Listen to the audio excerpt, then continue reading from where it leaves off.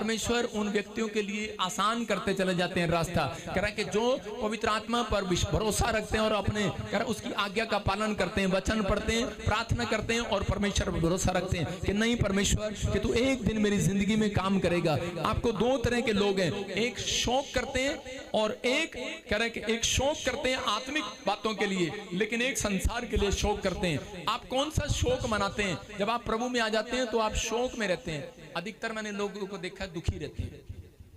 किस बात के लिए दुखी है? अगर मैं किसी से पूछूं किस बात के लिए दुखी है, आप कहेंगे मेरी दुकान नहीं चल रही, आप कहेंगे मेरा घर में बच्चा कहना नहीं मानता, आप कहेंगे मेरे पास ये शौक है, दुख है मेरे पास कि मेरा कर्जा हो गया है, मेरे घुटना ठीक नहीं हो रहा, मेरी कमर ठीक नहीं, डॉक्टर ने मुझे जवाब दे दिया है। परमेश्वर इस शौक को, इस दुख को दूर करने के लिए नहीं आए, लेकिन जो लोग इस बात की चिंता करते हैं कि परमेश्वर मैं मरने के बाद कहाँ जाऊंगा, मुझे स्वर्ग मिलेगा या नरक मिलेगा, मैं आत्मिक जीवन में तुझे पाना चाहता हूँ, संसार में रहकर मैं तुझे पाना चाहता हूँ, मैं तेरी शांति को देखना चाहता हूं। परमेश्वर आपके संसार का शौक भी आज रात खत्म कर देंगे यीशु मसीह के नाम में। आज रात खत्म हो जाएगा वो शौक।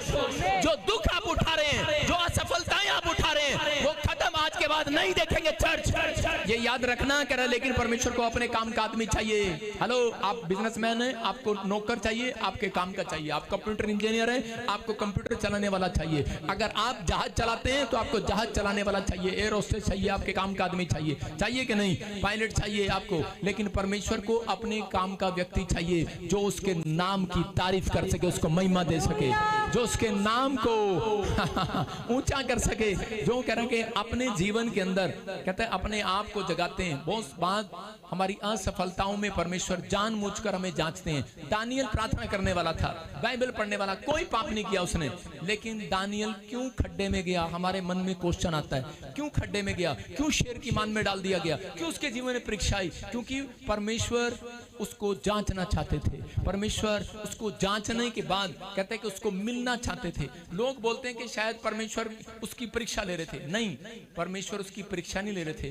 परमेश्वर उस व्यक्ति को कुछ बड़ी चीज देना चाहते थे।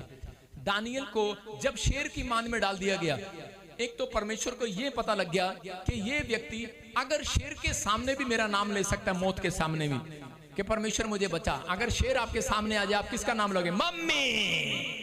वो लेकिन वहां पर कौन? शेर के सामने दानियल अपनी मां का नहीं, अपने बाप का नहीं, वो परमेश्वर का नाम ले रहा था। और उसी समय परमेश्वर ने जांचा उसको, और जांचने के बाद कह रहा कि राजा के सामने उसने कहा, कह रहा पर मेरा परमेश्वर मुझे बचाने वाला है। अगर तू मुझे आके खड्डे में भी डाल देगा, शद्रक में शक ने कहा, कह रहा कि मेरा परमेश्वर मुझे बचाने की शक्ति रखता है। उसने कहा हम तेरी शक्ति को देखेंगे आज आएगी कि नहीं आएगी। लेकिन जब आप परिस्थिति में जाते हैं, जब आप दुख में जाते हैं, जब आप प्रॉब्लम में जाते हैं, तो परमेश्वर आपकी मदद करने के लिए जरूर आते हैं। यहाँ पर दानियल को कह रहा जांच लिया परमेश्वर ने, और जांचने के बाद आपको पता परमेश्वर ने उसको क्या दिया?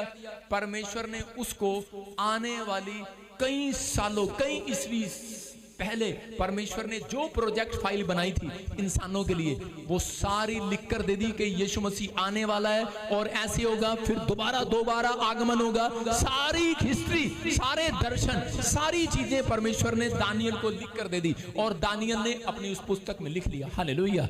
याद रखना, परमेश्वर कोई बड़ा काम करने से पहले, बड़ी आशीष देने से पहले आपको जरूर जांचते हैं। याद रखना, अगर आपकी सास कहता है कि आपको एक दिन में चाबी नहीं देती, वो पहले देखती है इसको एक बच्चा हो गया, चाबी नहीं मिलेगी, दो बच्चा हो गया, चाबी नहीं मिलेगी, तीन, तीसरे में भागने वाली नहीं है, ये तीन हो गए तो आपको सारा प्रॉपर्टी भी दे सकती है। बोलो हालेलुया। तो ऐसे ही परमेश्वर भी हैं, कहता है वो आपको देखते हैं, क्या आप यहाँ पर सिर्फ चंगे होने के लिए आए हैं, या फिर सिर्फ आप यहाँ पर पैसा कमाने के लिए आए हैं, या फिर आप कोई बस थोड़ी देर के लिए देखने आए हैं कि लोगों ने कहा है नाटक क्या होता है, प्रॉब्लम, दुख में आते हैं, सुख में आते हैं। परमेश्वर का आत्मा मैंने ऐसे लोगों से प्यार करता है, कहता है जब वो देखता है कि ये परीक्षा में पड़ गया लेकिन फिर भी मेरा बना हुआ है, दुख में, परिस्थितियों में, हालातों में मेरे साथ खड़ा है, अड़ा हुआ है, मेरा नाम ले रहा है, परमेश्वर का आत्मा कहता है कि जा, कहता है अब एक प्रोजेक्ट फाइल बनाऊंगा, और कहता है कि मैं तुझे आने वाली घटनाओं को भी बताऊंगा, तेरे आने वाले बच्चों का फ्यूचर भी बताऊंगा, तेरे आने वाले बच्चों का फ्यूचर भी बनाऊंगा।